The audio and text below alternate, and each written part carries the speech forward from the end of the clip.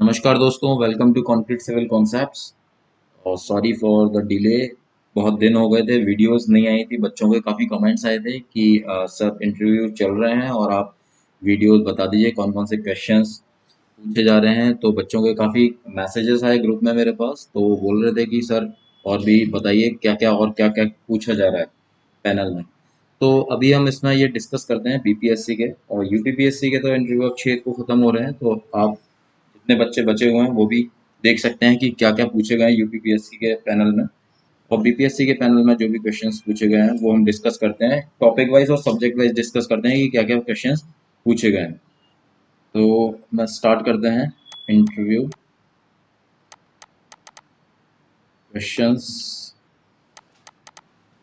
Asked. देखो, ज़्यादातर वहाँ पे आपका जो बीपीएससी की मैं बात करता हूँ, तो बीपीएससी में वो आपसे नहीं पूछ रहे हैं कि आपका अपने बारे में बताइए। वो डायरेक्टली आपसे बोल रहे हैं कि आपका बीटेक कहाँ से है। और बीटेक अगर आपका, क्योंकि 2017 के बाद कोई बच्चा था नहीं, तो आपका जो भी आपने बीटेक में अभी तक क्या क्या कर रहे हो। अगर आप कहीं जॉब कर रहे हो तो जॉब का बता सकते हो, या फिर अगर आपने एमटेक किया है तो एमटेक के बारे में पूछ रहे हैं, प्रोजेक्ट के बारे में किस क्या टॉपिक था आपका, तो वो थोड़ा बहुत पढ़ लेना। और वो उस तरह पूछ रहे हैं तो वहाँ से। और अब मैं सब्जेक्ट वाइज बात करता हूँ, तो जैसे सारे ही सब्जेक्ट को टच कर रहे हैं। अगर आपने अकेला बीटेक ही किया है, तो अगर आपने एमटेक किया हुआ है तो आपसे स्पेशलाइजेशन के बेस पे पूछ रहे हैं कि आपका, अगर आपका स्ट्रक्चर्स में एमटेक किया है तो स्ट्रक्चर से रिलेटेड क्वेश्चन पूछ रहे हैं, आपके टॉपिक से रिलेटेड क्वेश्चन पूछ रहे हैं। अगर मैं मान के चलता हूँ कि यहाँ पे ज़्यादातर बच्चे अंडर ग्रेजुएट ही होंगे और ग्रेजुएट ही हैं। ग्रेजुएट में मतलब आपका क्वेश्चंस सारे सब्जेक्ट से पूछ रहे हैं और एरिया ऑफ इंटरेस्ट भी पूछ रहे हैं कुछ पैनल्स में, कि भाई आपका कौन सा सब्जेक्ट अच्छे हैं। तो दो तीन सब्जेक्ट के नाम आप बता सकते हो, तो उससे रिलेटेड क्वेश्चन पूछ रहे हैं। बट हम इस वीडियोस में सारे ही क्वेश्चंस डिस्कस करेंगे। तो पहला है, हम सब्जेक्ट लेते हैं क्या क्या क्वेश्चंस पूछे गए हैं हाईवे इंजीनियरिंग से। हाईवे इंजीनियरिंग, हाईवे इंजीनियरिंग में जो क्वेश्चंस पूछे जा रहे हैं आप पढ़ सकते हो। ज़्यादातर वो पूछ रहे हैं टेस्ट फॉर एग्रीगेट्स की, जो भाई एग्रीगेट्स पे टेस्ट होते हैं वो बार बार पूछे हैं। रिपीटेटिव क्वेश्चंस है कि एग्रीगेट्स के टेस्ट बताइए। तो आप बता सकते हो एग्रीगेट के टेस्ट कौन कौन से हैं। क्रशिंग स्ट्रेंथ टेस्ट होता है आपका, प्रॉपर्टी जो आपकी क्रशिंग टेस्ट होता है, ठीक है। क्रशिंग स्ट्रेंथ जानने के लिए एग्रीगेट का, तो आप बता सकते हो crushing strength test, crushing strength test. Then उसके बाद आप हार्डनेस टेस्ट होता है, hardness test, toughness test.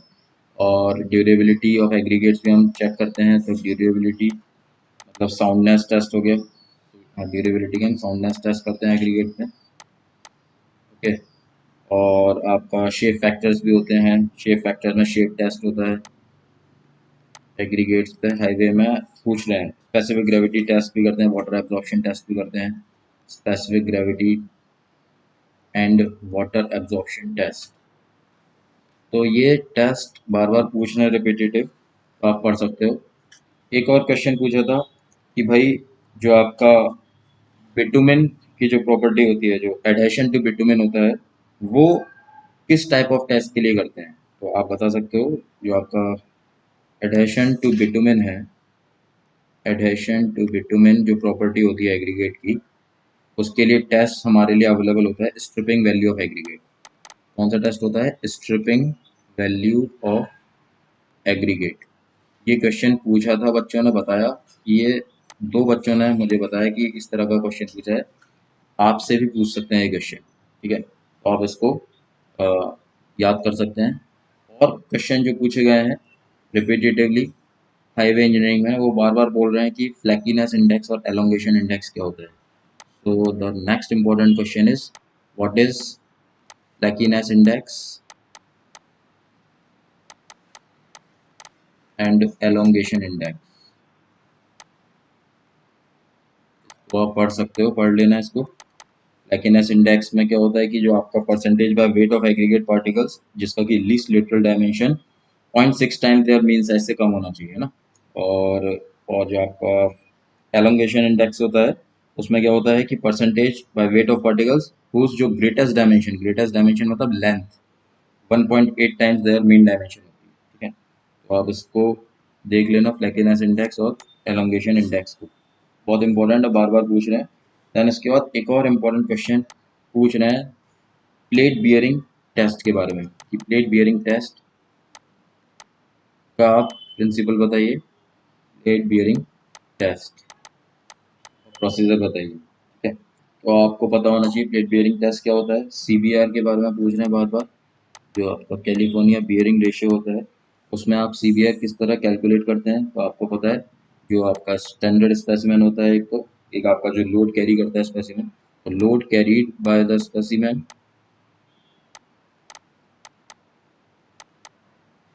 Upon load carried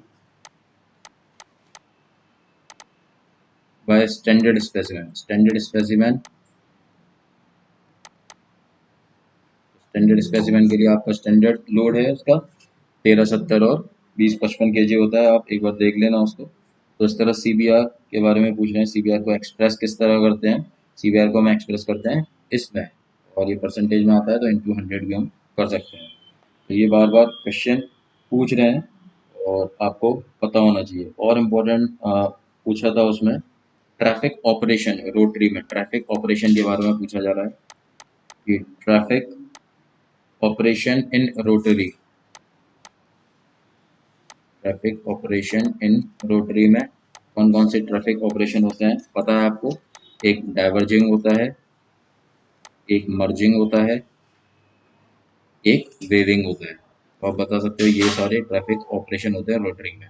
ठीक है, तो ये सारे क्वेश्चंस भी पूछे गए हैं और इसको आप हाईवे में पढ़ सकते हो। और इम्पोर्टेंट क्वेश्चन में उन्होंने जो पूछा गया है, जो आपका ओरिजिन एंड डेस्टिनेशन डेटा होता है, उसको हम किस तरह प्रेजेंट करते हैं, हाउ डू वी रिप्रेजेंट और how do we present O and D operation, जो origin and destination data O and D data को किस तरह प्रेजेंट करते हैं। ओ एंड डी डेटा को किस तरह आप प्रेजेंट करते हो, आपको पता है कि भाई ओरिजिन एंड डेस्टिनेशन टेबल्स के टर्म में हम प्रेजेंट कर सकते हैं। तो ओरिजिन एंड डेस्टिनेशन टेबल्स के टर्म में हम प्रेजेंट कर सकते हैं। देन उसके बाद हम इसको डिज़ायर लाइंस के रेस्पेक्ट में प्रेजेंट कर सकते हैं। तो आप बता सकते हो desire lines and origin and destination table के टर्म में हम इसको प्रेजेंट करते हैं। ठीक है, देन उसके बाद और मैं देखता हूँ इम्पोर्टेंट क्वेश्चन जो पूछा है बच्चों से। हाँ, what is the minimum gradient recommended for drainage. Minimum gradient के बारे में पूछा है, मिनिमम ग्रेडियंट रिकमेंडेड और ड्रेनेज, ड्रेनेज के लिए मिनिमम ग्रेडियंट कितना रिकमेंड किया जाता है along road side, along road side online ditches, road side online ditches. तो इसके लिए हमारे को पता है कि जो मिनिमम ग्रेडियंट रिकमेंडेड होता है वो होता है 1%।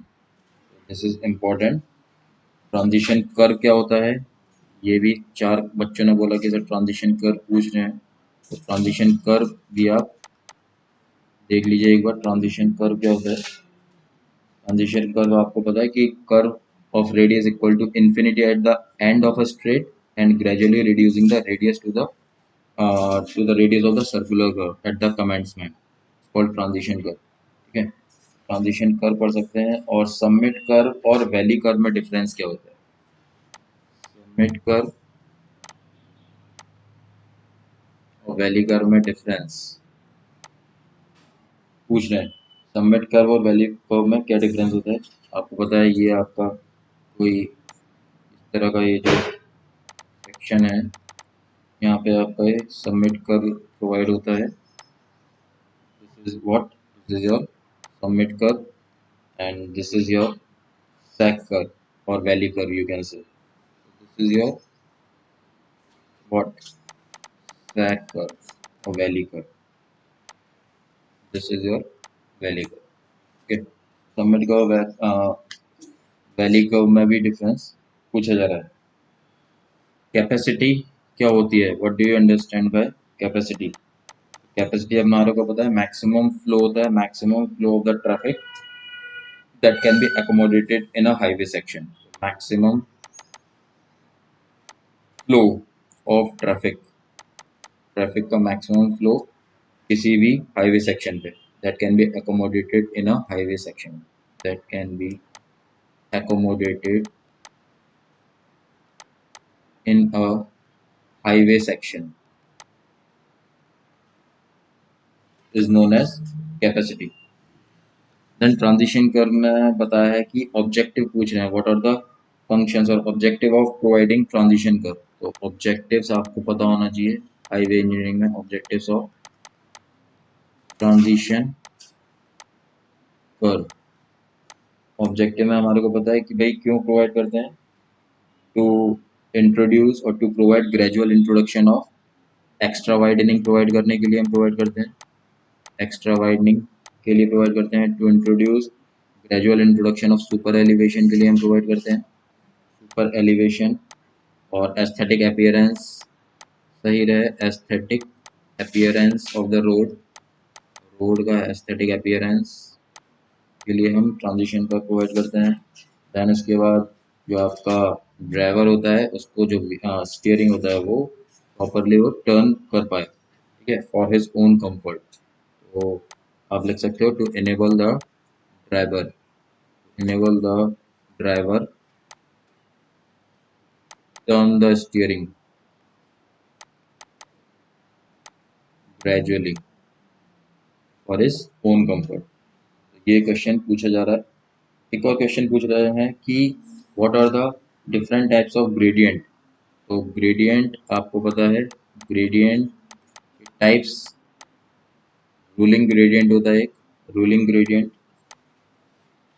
एक होता है आपका एक्सेप्शनल ग्रेडियंट, एक्सेप्शनल ग्रेडियंट, एक होता है आपका minimum gradient, minimum gradient. Gradient पढ़ लेना, ग्रेडियंट बार बार पूछ रहे हैं। और उसके बाद आपसे पूछ रहे हैं, हाँ यस, राइट ऑफ वे क्या होता है, right of way, what do you understand by right of वे। तो राइट ऑफ वे मतलब लैंड विड्थ जो कि होती है, width of land acquired for the road, जो कि हमारी विड्थ होती है acquired for the road along its alignment. जो आपका हाईवे होता है उसके अलाइनमेंट पे जो भी आपका साइड में विड्थ होती है अवेलेबल, उसको आप बोलते हो right of way. So right of way और land width is the width acquired for the road. Okay, so width of land acquired for the road is known as right of way along its alignment. Land, width of land acquired, width of land acquired for the road along its alignment। जो भी आपका highway है उसके alignment पे जो भी हमारी width land जो साइड में होती है उसको आप बोलते हो along its alignment, alignment। Okay, so this is your right of way। पूछ रहे हैं राइट ऑफ वे। हाँ, एक ने बताया था कि आपका जो नेशनल हाईवे एक्ट है वो कब इनेक्ट हुआ था। तो national highway act, national highway act हुआ था आपका 1956 में। तो ये आपको याद रखना। और अभी मैं यहाँ पे ओनली क्वेश्चंस और आंसर्स को डिस्कस कर रहा हूँ जो कि रिपीटेटिवली पूछे जा रहे हैं, पूछे गए हैं बच्चों से, ठीक है। जो आगे आने वाले बच्चे हैं वो इसको पढ़ सकते हैं। अभी मैं वीडियोस नहीं बना पाया था, कुछ प्रॉब्लम्स थे, तो इसलिए अभी तक नहीं बना था। सुपर एलिवेशन क्या होता है, सुपर एलिवेशन के बारे में पूछ रहे हैं बच्चों से। सुपर एलिवेशन तो हमारे को पता है, कैंट भी बोलते हैं इसको और बैंकिंग भी बोलते हैं, ठीक है। होता क्या है, ट्रांसफर स्लो प्रोवाइड करते हैं at the horizontal curve to counteract the centrifugal force. Okay, इस तरह प्रोवाइड करते हैं हम करते हैं इसको, आउटर एज को, पेमेंट को उठा देते हैं, raising the outer edge with respect to the inner edge. Okay, outer edge को इनर एज के रेस्पेक्ट में हम इसको क्या करते हैं, उठा देते हैं, तो उसको हम बोलते हैं सुपर एलिवेशन। किस तरह हम अटेन करते हैं सुपर एलिवेशन को, आउटर एज, जैसे ये आपका this is your outer as, okay, this is your centre line, this is your outer as, this is your inner as. यहाँ से आपने इसको क्या कर दिया, रेज कर दिया, this is what super elevation, this is what, this is your super elevation. तो ये क्वेश्चन पूछा गया है। और एक्स्ट्रा वाइडनिंग क्या होती है, तो why do we do extra widening. Extra widening आपको पता है, एक्स्ट्रा वाइडनिंग कंप्राइज होती है आपका मैकेनिकल वाइडनिंग से और साइकोलॉजिकल वाइडनिंग से, साइकोलॉजिकल वाइडनिंग से। Sorry for the hand writing, मैं अभी हैंड राइटिंग पे फोकस नहीं कर रहा हूँ, अभी मैं आपको क्वेश्चंस बता रहा हूँ जिससे कि आप इसको पढ़ सको। तो मैकेनिकल वाइडनिंग और साइकोलॉजिकल वाइडनिंग प्रोवाइड करने के लिए हम स्टार्ट करते हैं। एक पूछ रहा था कि एक्सप्रेस वेज क्या होते हैं। हाईवे के अंदर एक ने बताया कि एक्सप्रेस वेज के बारे में पूछा है। तो एक्सप्रेस वे हमारे को पता है कि डिवाइडेड आर्टेरियल हाईवेज होते हैं for monitor motorise traffic with fully और partially control of access provided generally with great separation, known as expressways. ये इंपॉर्टेंट क्वेश्चंस पूछे हैं। साउंडनेस टेस्ट हमने देख लिया, ये सारे क्वेश्चंस पूछे थे। यस, लॉस एंजलस टेस्ट के बारे में पूछा था, डिस्क्राइब लॉस एंजलस टेस्ट। ये पढ़ लेना, Los Angeles test. Los Angeles test बार बार पूछ रहे हैं। लॉस एंजलस टेस्ट हमारे को पता है कि क्या होता है। तो in this test a specified quantity of standard size material along with specified number of abrasive charges is taken in a standard cylinder which is resolved or revolved for certain specified revolutions। क्या करते हैं हम 500 बार उसको revolve करते हैं, जो आपका cylindrical cylinder होता है, स्टैंडर्ड सिलेंडर होता है, उसमें हम चार्जेस डालते हैं। चार्जेस भी डिपेंड करता है हमारे कि या उसका चार्ज का वेट पूछ लेते हैं, वेट जनरली कितना होता है। तो जो आपका वेट होता है particle smaller than 1.7 mm, weight of the particle smaller than 1.7 mm is expressed as the percentage of weight of the abrasive value of the aggregate। So this is your Los Angeles abrasion test। Then pavements के अंदर उन्होंने पूछ रहे हैं rigid pavement और flexible pavement में क्या difference होता है। Rigid pavement and flexible pavement. Rigid pavement और फ्लेक्सिबल पेमेंट में जो डिफरेंस होता है, आपको पता है कि फ्लेक्सिबल पेमेंट में हमारे जो लेयर्स होती है वो आपका ग्रेन टू ग्रेन ट्रांसफ़र होता है। ठीक है, कॉन्टैक्ट जो होता है, स्ट्रेस ट्रांसफर होता है, ग्रेन टू ग्रेन होते हैं। दैन उसमें आपका सब ग्रेड होता है, सब बेस होता है, बेस कोर्स होता है, सरफेस कोर्स होता है, 4 लेयर्स होती हैं। ठीक है, दैन रिजिड पेमेंट में आपका जो होता है आपका सब ग्रेड, बेस कोर्स और बेयरिंग कोर्स, और आपका सरफेस कोर्स जो रिजिड कंक्रीटिंग हम कर देते हैं, कंक्रीट और जो भी आपका ऊपर का टॉप लेयर है, उसमें 3 लेयर्स होते हैं रिजिड पेमेंट में। फ्लेक्सिबल पेमेंट में आपके 4 लेयर्स रहते हैं। इस तरह आप बता सकते हो। और देन उसके बाद आपसे पूछा था स्टेबलाइजेशन, सॉइल स्टेबलाइजेशन किस तरह करते हैं, मेथड्स और सॉइल स्टेबलाइजेशन। मेथड्स पता होना चाहिए सॉइल स्टेबलाइजेशन की, किस तरह करते हैं हाईवे से सॉइल स्टेबलाइजेशन। तो ये आप मैकेनिकल स्टेबलाइजेशन भी कर सकते हो, मैकेनिकल स्टेबलाइजेशन। दैन उसके बाद soil cement stabilisation, soil cement stabilisation, soil lime stabilisation, soil lime stabilisation और soil bitumen stabilisation. Bitumen bitumen के साथ कर सकते हैं, लाइम के साथ, सीमेंट के साथ, और मैकेनिकल स्टेबलाइजेशन कर सकते हैं। ठीक है, दैन उसके बाद एक पूछ रहे थे कि सॉइल सबग्रेड और सब बेस कोर्स जो होते हैं आपके, और वेयरिंग कोर्स होता है, उनके फंक्शंस क्या हैं। सॉइल सबग्रेड का फंक्शन तो आपको पता है कि जो भी पेमेंट का लोड होगा वो अल्टीमेटली सॉइल सबग्रेड के ऊपर ही आता है। Function of soil subgrade is the payment of your load is ultimately taken up by the soil subgrade। Okay, so this is your soil subgrade। soil subgrade का function पढ़ लेना, ये पूछ रहे हैं।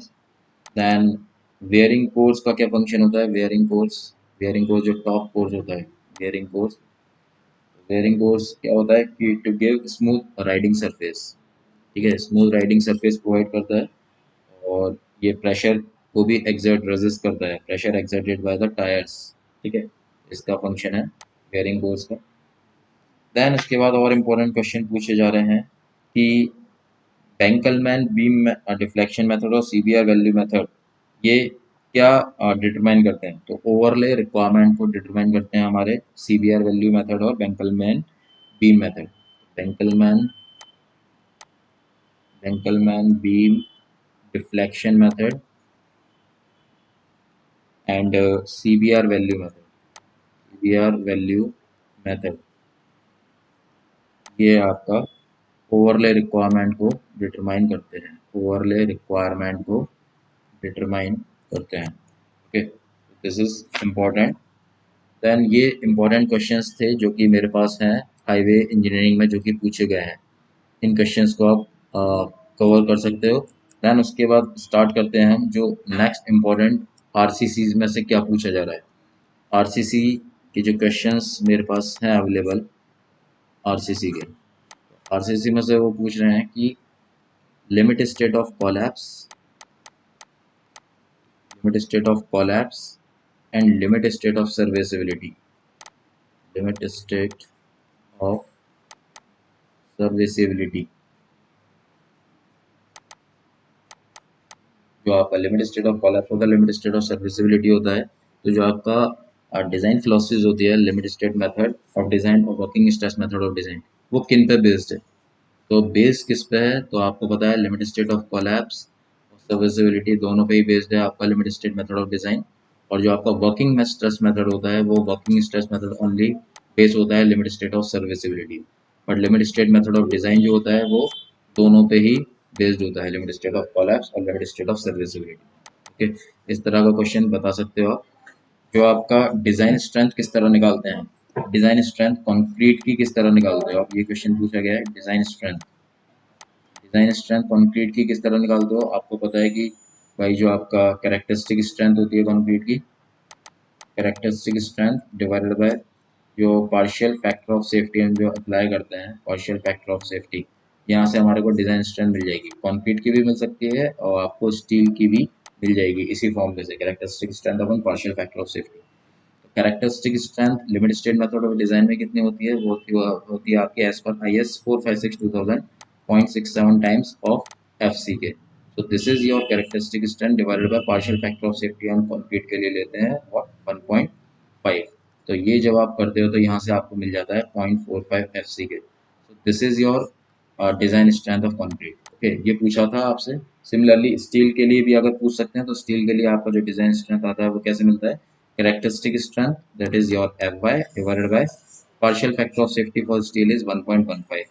So it is coming out to be 0.87 times of Fy. So this is your design strength of steel. ये पूछ सकते हैं, कंक्रीट के लिए पूछा था, स्टील के लिए पूछ सकते हैं design strength of this is steel. किस तरह निकलता है ये आपको पता होना चाहिए। ओके, देन उसके बाद आपसे पूछ रहे हैं वहाँ पे प्लास्टिक मैकेनिज्म, जो आपके प्लास्टिक हिंजेस फॉर्म होती हैं, प्लास्टिक हिंजेस फॉर्म जो होती हैं वो कितनी होती हैं? How you determine plastic hinges form? जो आपका DS स्टैटिक इंडिटरमिनेसी वैल्यूज होती है, उसमें हम +1 ऐड कर देंगे, वही आपका प्लास्टिक हिंजेस फॉर्म होता है। This is determined as number of static indeterminacy +1। So this is plastic hinges. Okay, तो यहाँ से ये क्वेश्चन भी पूछा गया प्लास्टिक हिंजेस के बारे में। And load factor, shape factor के बारे में पूछ रहे हैं। शेप फैक्टर नॉर्मली आपसे पूछ रहे हैं कि भाई रेक्टेंगुलर का शेप फैक्टर क्या होता है, सर्कुलर का क्या होता है, 1.7 होता है, रेक्टेंगुलर का 1.5। ये आपसे पूछ सकते हैं क्योंकि 2-3 बच्चों ने बताया कि शेप फैक्टर के बारे में पूछ रहे हैं। ठीक है, लोड फैक्टर, शेप फैक्टर पढ़ सकते हो आप। देन रिजर्व स्ट्रेंथ भी बताया बच्चे ने, रिजर्व स्ट्रेंथ क्या होती है, रिजर्व स्ट्रेंथ इसको भी आप पढ़ सकते हो। स्टील स्ट्रक्चर के अंदर ये क्वेश्चन पूछा गया था, steel structure. Okay, reserve strength. Then उसके बाद और मैं आपको अगर ये क्वेश्चंस बताता हूँ तो आपसे पूछ रहे हैं वो working stress method of design में जो आपके अंडर रीइंफोर्स सेक्शन होते हैं, ओवर रीइंफोर्स सेक्शन होते हैं, ओवर रीइंफोर्स सेक्शन और बैलेंस सेक्शन, इसमें स्ट्रेस डायग्राम पूछ रहे हैं बनाने के लिए। पेपर दे देते हैं वो आपको, स्ट्रेस डायग्राम बनाइए बैलेंस सेक्शन का, अंडर रीइंफोर्स सेक्शन का और अंडर रीइंफोर्स सेक्शन का। तो आप बता सकते हो स्ट्रेस डायग्राम किस तरह बनता है। Actual depth of neutral axis अगर critical depth of neutral axis से कम होती है तो यहाँ पे आपका अंडर इन्फो सेक्शन मिल जाता है। This is your XA, actual depth of neutral axis. अगर यही actual depth of neutral axis critical depth of neutral axis से ज़्यादा हो जाएगी तो यहाँ से आपको ओवर इन्फो सेक्शन मिल जाएगा। This is your XA here. Okay, and balance section में आपको पता है कि जो स्ट्रेसेस होते हैं स्टील में और कंक्रीट में वो पर एक सेम टाइम पे अकर होते हैं। तो इसका मतलब जो actual depth of neutral axis होती है critical depth of neutral axis के बराबर ही होती है। तो यहाँ से आप XA is equal to XC बना सकते हैं। This is your stress diagram for working stress method of design for under, over and balance section. ये बार बार पूछ रहे हैं वो limit state method of design में जो क्वेश्चन ये पूछा गया था, बार बार पूछ रहे हैं कि डिज़ाइन स्ट्रेंथ किस तरह निकालते हैं। ओके, देन उसके बाद आपसे क्रिटिकल सेक्शन के बारे में पूछ रहे हैं। Critical section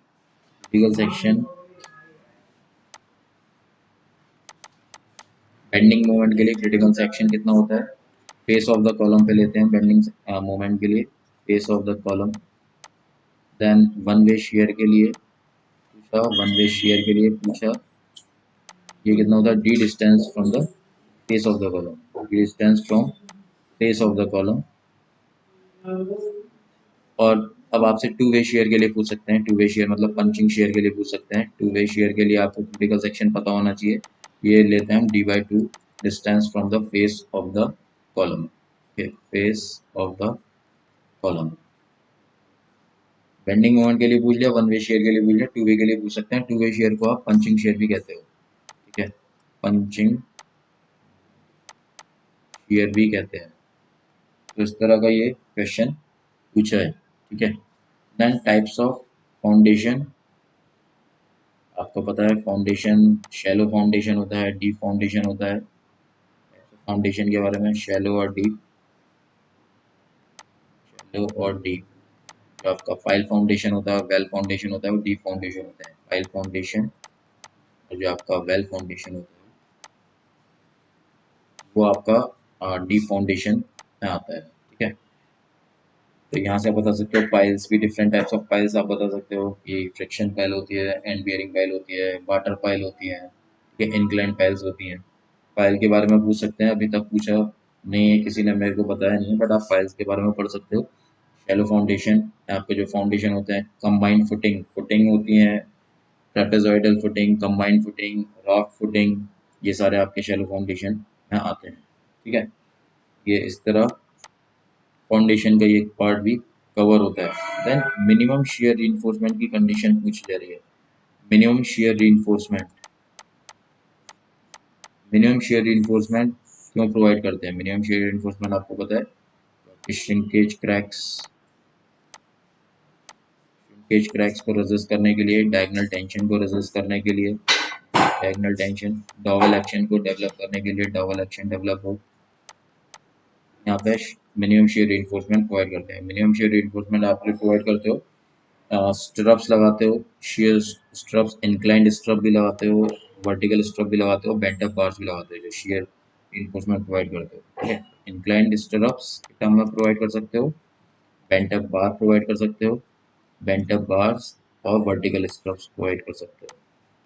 these are important as well, ठीक है, ये पूछ रहे हैं जनरली।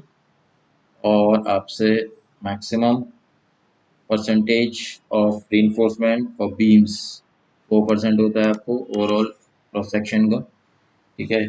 मिनिमम रीइंफोर्समेंट जो आपका ए एस टी मिनिमम की जो इक्वेशन होती है, A S T upon B D 2.85 2.85 upon F Y, minimum reinforcement की इक्वेशन। नंबर ऑफ कॉलम्स और नंबर ऑफ बार्स और कॉलम्स, और योर कॉलम्स में रेक्टेंगुलर कॉलम है तो आपका 4 होता है मिनिमम नंबर ऑफ बार्स, और सर्कुलर के लिए 6 होता है। तो ये जनरल क्वेश्चंस भी पूछ रहे हैं, और अभी नेक्स्ट वीडियो में इसको और डिस्कस करते हैं आरसीसी के अलावा और जो क्वेश्चंस पूछे गए, ठीक है। तो अभी इतने क्वेश्चंस जो अभी मेरे पास हैं, और दूसरा भी वीडियो बनाता हूँ उसमें मैं नेक्स्ट पार्ट को कवर करता हूँ और जो सब्जेक्ट्स पूछे गए, ठीक है। तो thank you so much, may God bless you.